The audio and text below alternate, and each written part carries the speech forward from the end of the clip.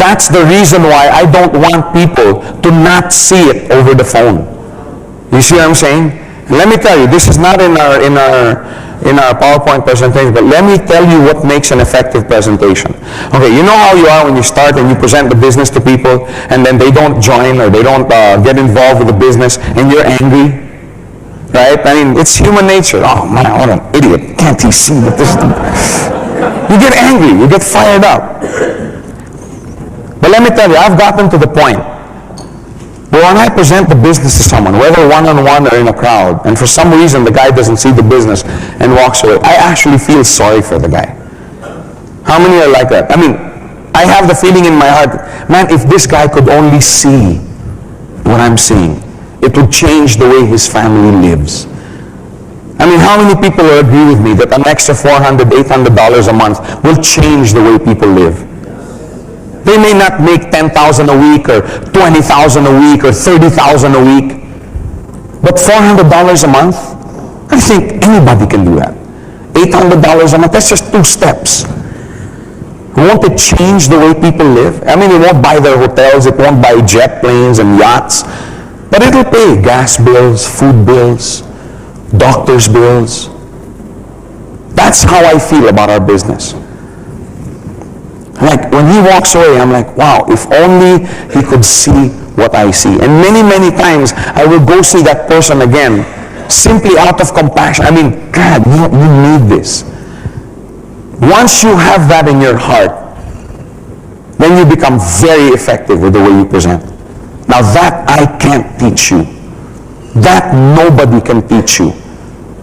I have seen some people with really slick presentations. Oh man, they're pros. But there's no heart. When you present the business to someone, you present it with him in mind, not you. Not you. You're going to make money. You're going to make money. Remember, this is a get-rich-sure scheme. We all agree. You're going to make money. Sooner or later, if you do this business day in, day out, consistently, with patience, improving as you go along, you will make money. That's a given. So when you present the business to someone, you present it with his heart, his family, his finances in mind, not yours. Because yours will come. You just have to be patient. Once you have that in your heart, you will become effective. Because I'm sure you have seen many slick presenters of many businesses that you don't, feel comfortable with, because all you're seeing dollar signs in the guy's eyes when he presents. If you start getting to the point, and it'll come. Maybe some of you don't have it yet. Maybe you think we're being too idealistic. But for those, I'm sure the guys on the V team, Ronnie, Tony, Ranjit, I'm sure, Isa, where's Patman? Patman, Anan, I'm sure we all have that now. When people walk away, right Ranjit, Ronnie? Isn't it, wow, they don't know what they're missing. And I'm telling you, ladies and gentlemen, that we cannot train. That has to come from you, and it will come. You will see, once you start enjoying the benefits of this business, you're going to want everybody to enjoy the same thing. Really. If you had a cure for AIDS, wouldn't you shout it out from every rooftop? Yes. Wouldn't you get on every TV station, every radio station? Wouldn't you contact every reporter to tell them about this cure? Well, most people have AIDS. Acquired income deficiency syndrome. And you have the cure. You just sit down with someone and say, hey man, with a little elbow grease, a little effort, a little training, it doesn't have to be that way. You can choose the school where your children go to. You can choose the vacation spots that you and your family go to. It doesn't have to be this way. This is the cure. Once you feel that way about our business, then you're going to be really good at presenting it. Even if you make 10 mistakes when you present. Because no matter what you say, people connect. People connect with your spirit. People connect with your heart. Anyway, that wasn't in the PowerPoint, so just please take the notes. Before you make a presentation, you dress comfortably. Yeah, when you go to make a presentation, you must dress comfortably. Now, when I say comfortably, okay, in a style of attire where both of you will feel comfortable. Okay? You don't have to come in a three-piece suit, you know, and the national dress of the country that you represent, you know. There are times where you will have to. When I was with this company once, and my dad's going to laugh about this. I used to present the business in, you know, shorts, rubber shoes, you know, the Michael Jordan 4 or 5 or 6, okay, whatever the fad was at that time, and, you know, a Chicago Bulls t-shirt, okay, and my hair used to be this long. And it wasn't a wig, it was my hair. And I'd do my presentations dressed this way. I'd talk to people, and I'd do my trainings like this. Because what I wanted to project to people was, hey, you don't have to dress like this to make money in the business. I've learned since then that it helps if you dress up. But and you know what? I had so many people coming up to me, bankers, lawyers, you know, finance guys, coming up to me saying, man, I wish I could go to work dressed like that. And it's freedom. That's what I was trying to project. I have freedom. I can make money. I can feed my family. And I will only wear a suit when I want. Not because a boss tells me to wear.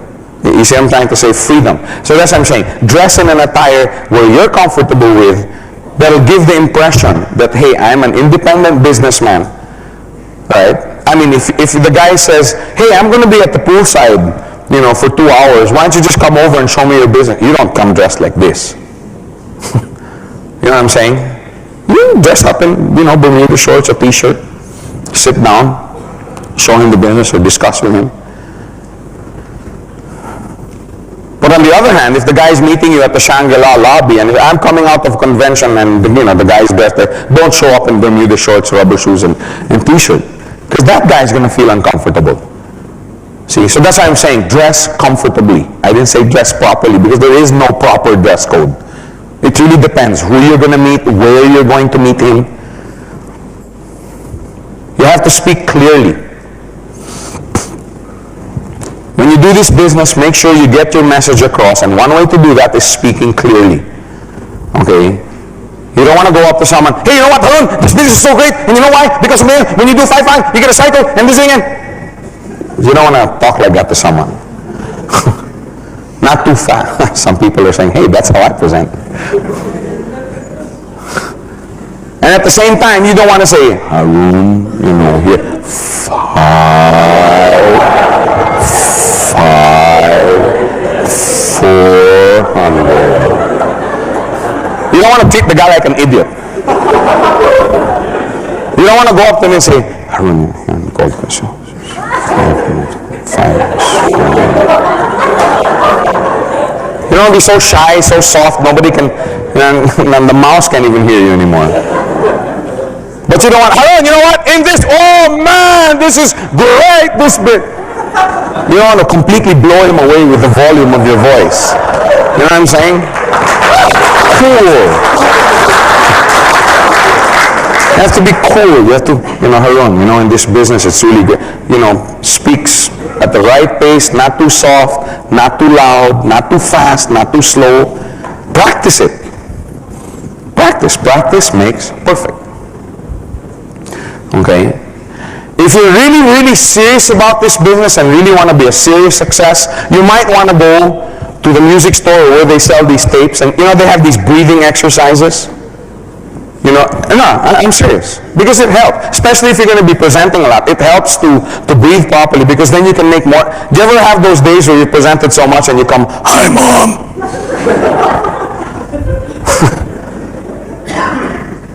Hi, oh, so you're from Gold Quest.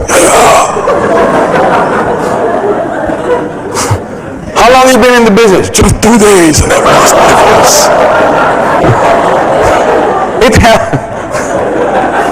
It helps if you breathe properly, you know, because also your voice sounds more pleasant. And it also makes a difference, you know, I mean, no matter how good the business is, if the guy, you know, hey, we would like to show you, you know what I'm saying? If your voice Sounds like a catfish. I mean, the guy's not going to want to listen to you. No matter how well you present the business, he's, okay, I'll buy a set, just shut up. It helps, if your voice is nice to listen to. Okay, so I'm not trying to make opera singers out of everybody here, but it helps. Just get some tapes, breathing exercise. It helps a lot. Okay, it helps a lot to speak clearly. Okay, correct volume, correct pace. Okay, as you speak, not too fast, not too slow. On some points you might want to go a little bit faster. On some points you might want to go a little bit slower. Just for the effect. Okay. Another thing is you must be relaxed. When you present the business to someone, you have to be very, very relaxed. Okay? In order to be relaxed, you should have practiced on your own. Right? Don't pick up a manual, or don't come from a how to present seminar and then immediately go out and hope that you can present the business to people. I know, I've done that. The first company I ever joined, okay, I sat through the seminar. I'm going to do this. It was an MLM company. I signed up as a distributor. I came from the seminar. I went straight to my friend's house and attempted to present the business to her. Took 5 hours. We were screaming at each other, and she was teaching me, no, this plan says this. No, it's this. Of course, she didn't sign up. To this day, she's never joined me in any of my ventures. But I'm trying to say, don't do that. Practice first. Practice. The next day, I presented it to another friend. This time it was only 3 hours long.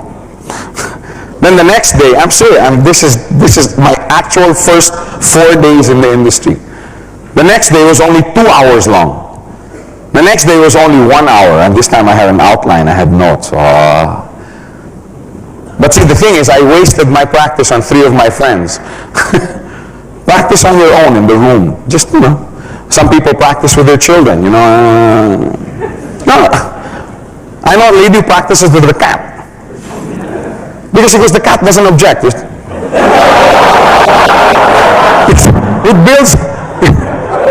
builds her confidence. I mean, whatever makes your boat float, okay? I mean, it builds her confidence, so for her, it's good. Do not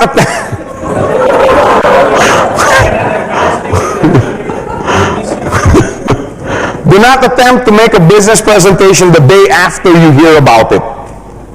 Doesn't work. Doesn't work. Imagine the scenario. You hear a beautiful song today that you like so much. The song has a beautiful melody, great lyrics. The song hits you the song hits the right spot in your heart. Now, would you be able to sing the same song tomorrow? I mean, well. And yet, that's what many, many people try to do. That's what many, many people try to do. They hear the business once, and they think they're experts. Oh yeah, I've taken my notes. They come back 1 week later, this business doesn't work. You're never going to be able to explain it the next day. If you guys know this, make sure you pass this down to the new people in your organization. Okay, make sure you pass this down. Remember I was saying this last night. When somebody first comes in and joins this business, tell them, don't talk to anyone about it yet. Don't even mention the word Gold Quest. Really. Don't say anything. If you want to talk to your cousin or your brother or your friend, let me go with you. That is so important. Many, many people kill off their best prospects simply because they turn them off because they don't know how to explain it properly. Make sure you tell people, number 1 rule, shut up. You want to open your mouth, I come with you.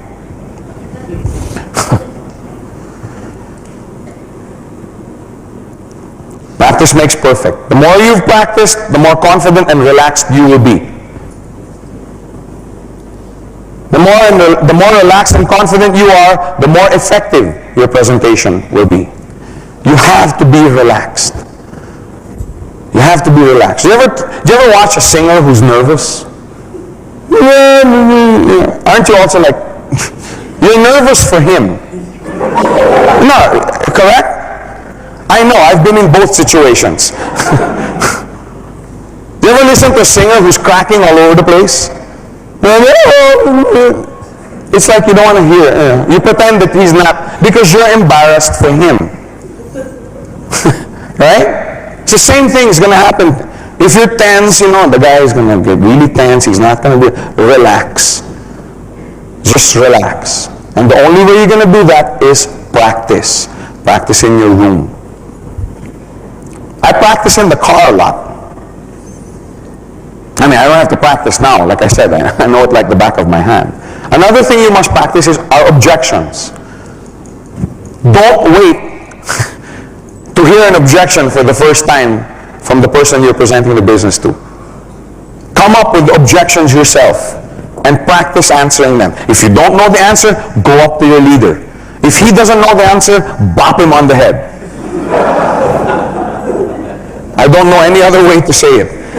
If you have an organization under you, it is your responsibility to know the answers so that you can teach them. If he doesn't know, bop him on the head and go to his leader. If his leader doesn't know, bop him on the head too. But practice the objections. Okay? Answering objections will determine many times whether a person's going to join you or not. Okay, so practice. And the more you practice, the more relaxed you're going to be. One point to seriously consider is don't wait until you get to a point where you won't make mistakes. See, many people are not relaxed because they're afraid to make mistakes. I mean, nobody likes to make mistakes. I don't like to make mistakes. Makes mistakes. Just made one. You see, I'm relaxed. I feel stupid, but I'm relaxed. Nobody likes to make mistakes. Nobody likes to make mistakes. Okay? But at the same time, don't be afraid of them. Okay? The more you practice, the less chance you have of making a mistake. However, that does not guarantee that you won't make mistakes. Don't wait for the time where you think you can give a perfect presentation with no mistakes. It's never going to happen. It's never going to happen. I still make mistakes when I present. Ronnie, I'm sure, still makes mistakes. Tony, Ranjit, we all make mistakes. But see, the thing is, the person that you're presenting to, okay, does he know what you're going to say next? So how does he know if you've made a mistake? You guys know if what I'm going to say next. I don't know what I'm going to say next. Because I have a blank screen.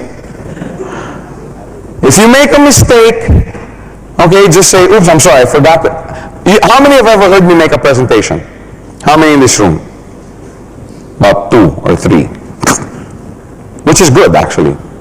Which means I've taught others how to present. Sati, how many times have you seen me during a training or a presentation say, oh yeah, I forgot to say, those are mistakes. Those are mistakes. Just relax. Okay, the person that you're talking to has never heard the plan before. He doesn't know if you're making a mistake. Just relax. If you make a mistake, say, oh yeah, I forgot to tell you earlier that the steps go this way. And then you continue and pick up where you left off. Just relax when you make a mistake. I've been in many, productions and stage plays where, we're all there, we're making mistakes with the dialogue. Sometimes we're making it up as we go on, the director screaming on the side. We've missed all our blocking, missed all our lines. And then at the end, the audience is clapping. We're like, wow, if they only knew. People are coming up, Joe, what a great play. Oh, what a... Yeah, we really blew that one royal. When I was singing before with the band, I used to sing and you practice a song the night before, okay, and then it's on the next day. And many times you forget the lyrics. And you can't have lyrics with you when you're on stage. And many times, we'd forget the whole song. So we make up lyrics on the way.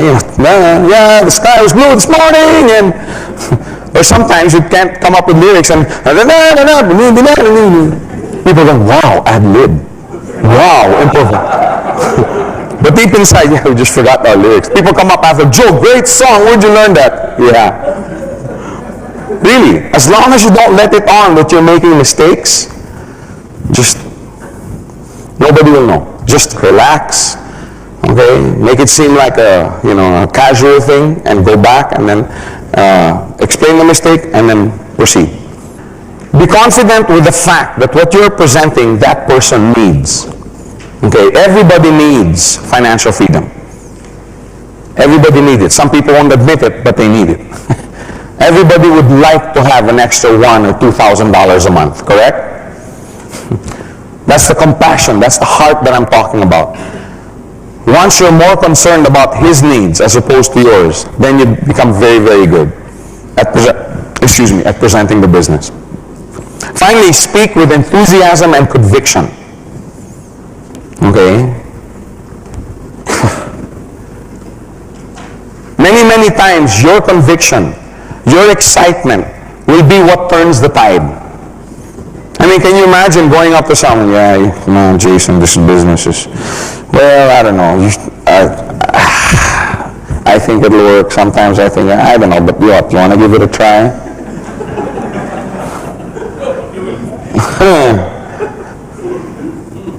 But if you stand behind the project, Jason, look at this. I know it's new to you, but I believe in it. I don't know about you, but I'm going to make my millions in this business. What, you want to try? Let's do it. I'll do it with you together. Many times it's your conviction, okay, that gives other people courage. Remember I was saying part of being a leader is inspiring? You have to inspire people, okay, to take steps that normally they wouldn't take. That's what leadership is. Okay, it's not going with the flow, it's not going with the crowd. Anybody can do that. Anybody can sit there and say, Jason, I think you're nuts. You're never going to make 20 grand a week or 30. I don't even think you're going to do one step a week. It takes no courage to do that. It takes courage, though, to look somebody in the face and say, I've been, in this rut for 10 years. I'm sick and tired of it. I'm burned out. I'm looking for something new. I think I have found it. Now, you want to take the plunge with me? Last night, we were supposed to show a film clip of Braveheart. How many have seen the movie Braveheart? I've not seen it. Oh, you got to see that movie.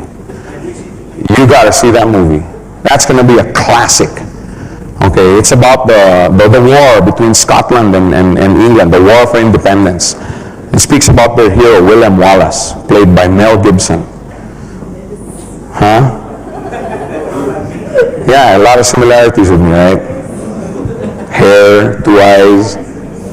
But it's a fantastic movie. Really, it's one of the best movies I've ever seen. About courage, about leadership by example. But anyway, there's one scene there. I mean, this film was made at the time, about the time, okay, when the English Empire was one of the most powerful empires in the world. Okay, their armies numbered hundreds of thousands and millions. And there was one particular scene where the Scots were fighting for freedom, okay, where these guys, the Scots, they're farmers. These guys are farmers. They had their stones and pickaxes and their scythes, those things that they, I could never pronounce that. But anyway, you know what I'm saying. Okay, that thing that goes like that and okay. So here they are, and they're all ready to fight. Okay, there's thousands of them forming a line. I mean, those are the days when war was really war. Okay, which is another thing we saw in Gladiator.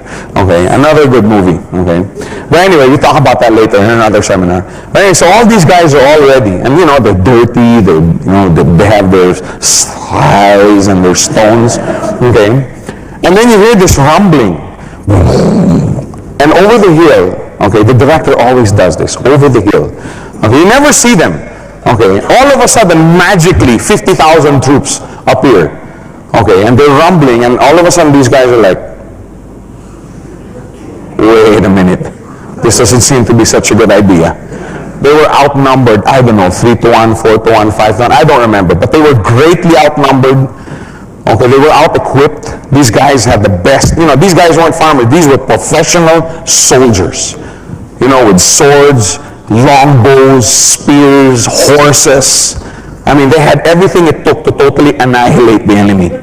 Okay, and these guys, all they had were their eyes, okay, and their stones.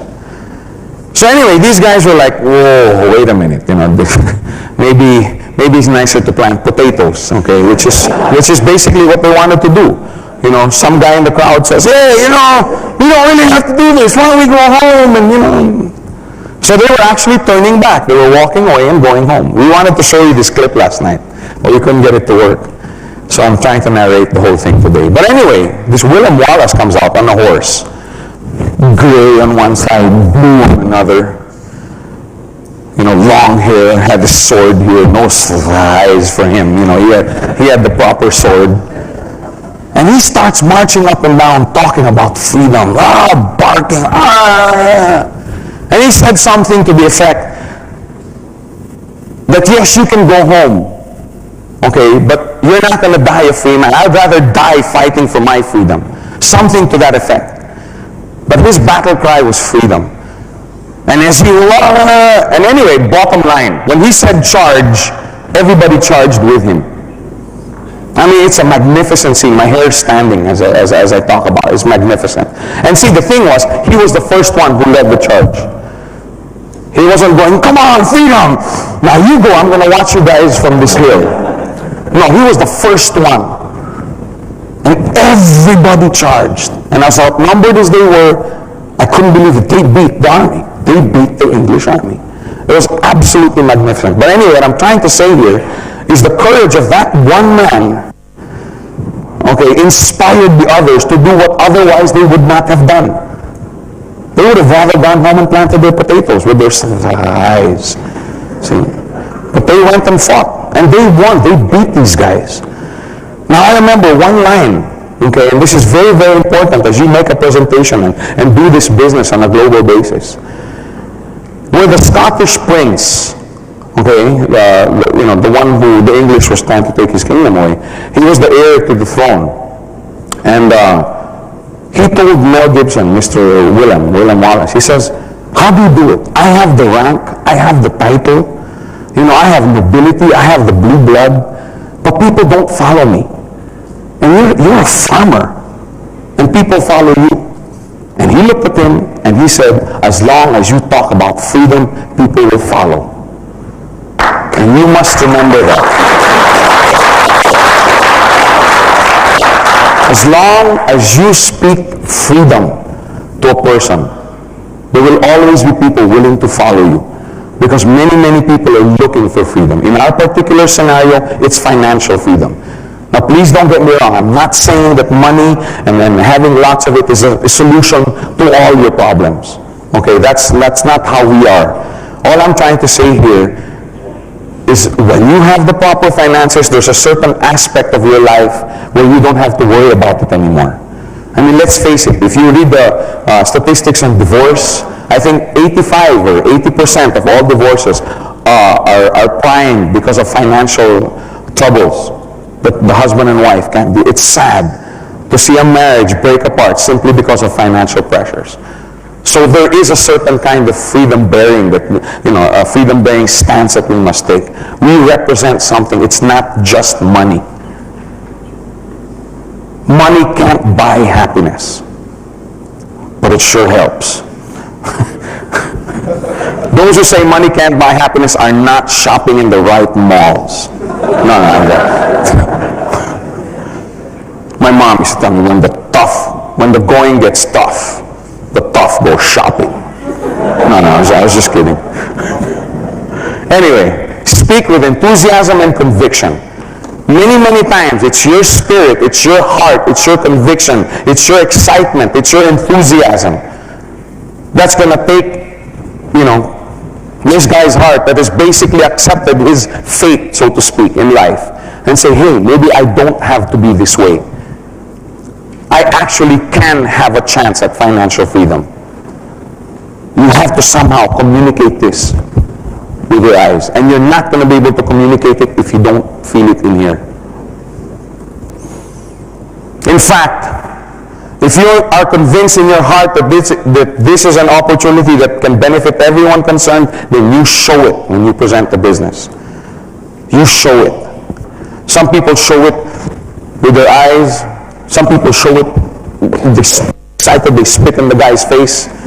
I frankly prefer the first one. Many people fail in their presentation because they're not convinced about the feasibility of the business themselves. You know what I'm saying? They come in, maybe it'll work. Maybe it won't. What, you want to give it a try? In fact, their thought is, if I can get people to join me, then I believe it can work. Then I will believe it can work. Right? Let me try it first. Before I actually go out and purchase a coin and make an application for my TCO, I'm going to see first if other people will join me. How many were like that in the beginning? Some people almost raised their hand and they dropped it.